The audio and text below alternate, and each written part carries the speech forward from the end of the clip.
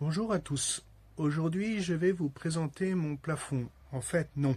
Je vais présenter un petit projecteur qui permet de donner une petite ambiance dans une pièce, comme une chambre ou un salon par exemple, avec un effet de lumière représentant une nébuleuse que l'on voit se déplacer et changer de couleur sur le plafond, ainsi que les petits points lumineux qui sont des étoiles, générés visiblement par un rayon laser. Par le biais d'une télécommande, vous pouvez allumer donc ou éteindre l'appareil. Alors c'est une télécommande infrarouge, donc il faut bien penser à orienter la télécommande vers l'appareil pour que ça fonctionne. Ensuite, vous avez différents modes. Le bouton Nebula qui permet de changer l'aspect de la nébuleuse, donc en fait sa couleur et sa forme. Les boutons B- et B+, qui agissent sur les étoiles en les faisant clignoter tout doucement. Alors cette fonction, je dois la revoir sur le manuel utilisateur, parce que je ne suis pas très sûr de moi. Ensuite, vous pouvez régler la vitesse, l'intensité de la nébuleuse. Donc vous pouvez la diminuer ou l'augmenter. Voilà. Ensuite, vous avez les boutons LA- et la plus qui agissent sur les étoiles au niveau de leur clignotement. C'est que les étoiles, au bout d'un moment, disparaissent, comme vous le voyez, et vous pouvez agir sur la vitesse on